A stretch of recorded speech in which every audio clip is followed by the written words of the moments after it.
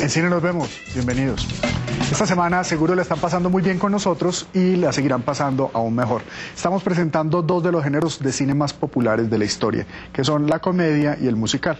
La película de hoy fue realizada en 1929 con un grupillo que ustedes conocen bien por su fama y por lo divertidos que son.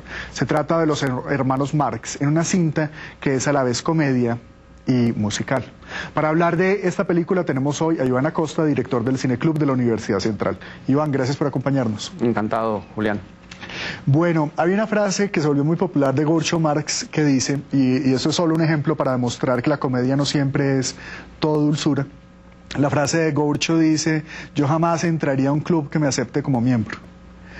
Y eso es una cosa que define bastante del carácter de este personaje, del Groucho, y es que era un tipo más bien odioso, denso, difícil, y era su manera de hacer comedia.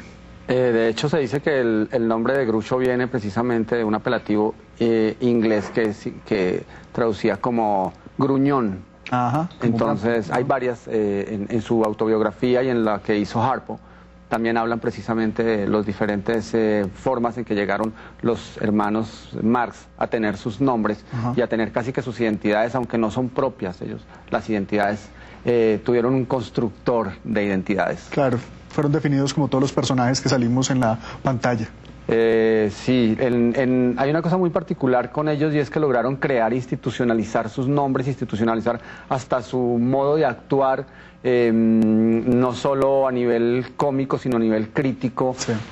A nivel artístico, siempre cargados de una cantidad de elementos, no solo los gaps que caracterizaron al cine cómico de la época, que era cargado de gaps, de golpes, de acción. Sino la parte lírica y la parte de composición era bastante crítica, bastante dura con la sociedad y más por la crianza que tuvieron ellos, ¿no? Pues es que ya en el tema que tenemos en esta película, pues digamos un tema bastante feo, ¿no? ¿Qué es lo más sucio que tú has hecho para conseguir plata, Iván? Me lo cuentas al final. No he hecho todavía nada sucio. Espero no tener que hacerlo. Pues aquí tenemos un personaje que tratará de sacar adelante un hotel bastante alicaído en la Florida. Y pues a él no le va a importar tratar de seducir a una mujer o hacer cualquier otra cantidad de barbaridades para poder tener dinero. Ese es el tema de la película, en pocas palabras. Y por supuesto, las aspiraciones económicas de este personaje se ponen en problemas cuando aparece, digamos, toda esta tropa de dementes que son los hermanos Marx, los otros hermanos Marx. La sátira es la sátira hacia lo que estábamos viendo y lo que se veía en esa época en el estado, pues en Estados Unidos, ¿no? O sea, cómo se estaba construyendo la sociedad, y estamos hablando antes de la Gran Depresión, por ejemplo. Entonces, también como que hurga esa herida que ya venía trayendo la sociedad norteamericana. Hay una cosa, nosotros estamos pasando esta película en el contexto de una semana en la que pasamos otras comedias y otros musicales. ¿Cuáles pueden ser como las características que definen el trabajo de los hermanos Marx, desde tu punto de vista? Bueno, definitivamente la forma, su modus, su gestus, la forma de presentarse, las personalidades de cada uno de ellos, el mudo con su pito, con su bocina constante, el Groucho con su caminar casi que saltos rápido, su duro. De vividor. Siempre su actitud de vividor. Yo creo que es una cosa absoluta. Interesante, digamos, a diferencia de lo que pasaba con un Chaplin o un Buster Keaton, que son personajes solitarios, aquí tenemos como distintas maneras de hacer comedia. Entonces tenemos a un Groucho que es la frase inteligente, rápida, la actitud del pícaro, como se ve en la literatura latinoamericana y española también, pero por el otro lado tenemos también al cómico mudo.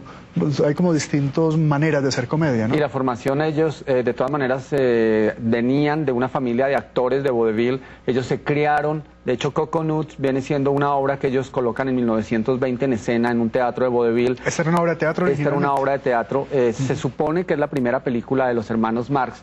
En la historia se habla de una anterior que se llamó Humorik, pero que solo llegó al preestreno y no se tiene, de hecho, más allá conocimiento de esa historia. Como Los Cuatro Cocos viene a fundar la historia de unos personajes que también le dan cabida a los personajes de la época, ¿no? A esos personajes casi que se vuelven como exóticos, con unas características que en el caso de Groucho, su bigote también, como que ya lo representan y son fáciles de reconocer, y eso era importante, sobre todo en el teatro de vaudeville, ¿no? Donde tienen que ser las cosas demasiado claras para el espectador. Son exageraciones, ¿no? Son exageraciones, que es lo que, pues así nace como la comedia. Hacer comedia es mucho más difícil que hacer drama, y eso lo tuvieron muy claro ellos para poder poner en escena, pues, como sus 15 películas más o menos.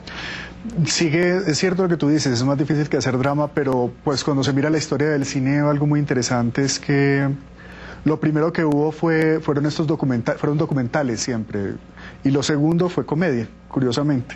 O sea, luego de que las primeras grabaciones que hacían los hermanos, los primeros rodajes que hacían los hermanos Lumière eran estos cuadros de costumbre y tal, y luego el regador regado, que es este gag de el tipo que está con una manguerita. El gag es la partícula mínima de la comedia. Entonces es cuando el tipo se tropieza, eso es un gag. Cuando te subes en los patines como Chaplin, estás a punto de caerte, eso es un gag. Reírnos de la tragedia ajena. Pero esa es como la célula básica de la comedia, son como el chistecito.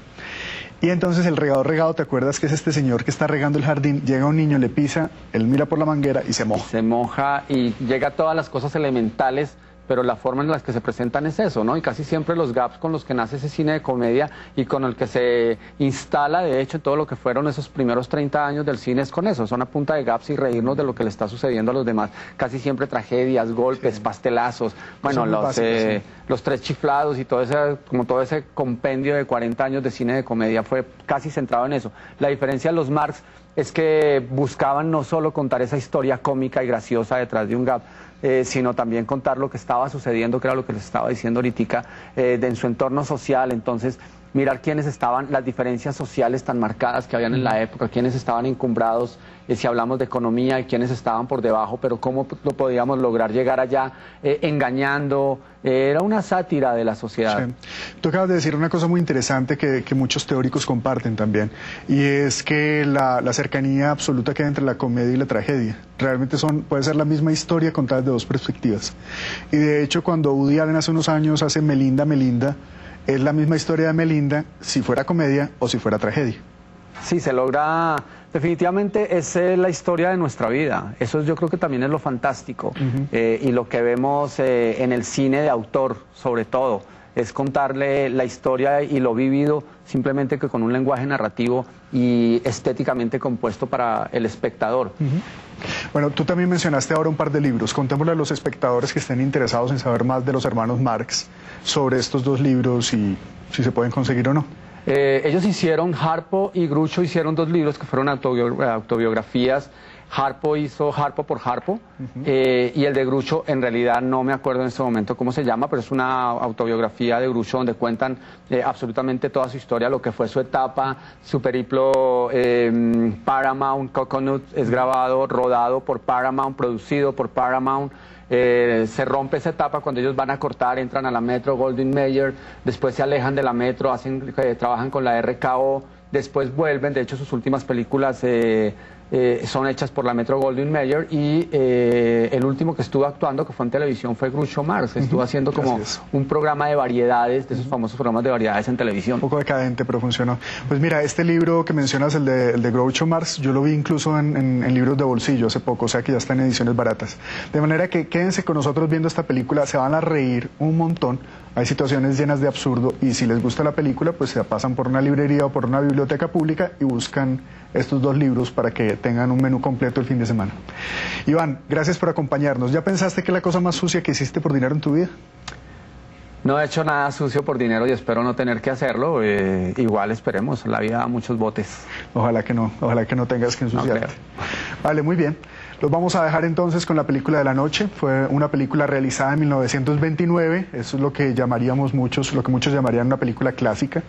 Y sí, es un clásico, pero además es un clásico porque aquí hay uno de los pequeños grupos de cómicos más importantes de la historia del cine, y porque nos encontramos con una forma muy acabada, muy bien lograda, de uno de los más interesantes y divertidos géneros del cine, la comedia.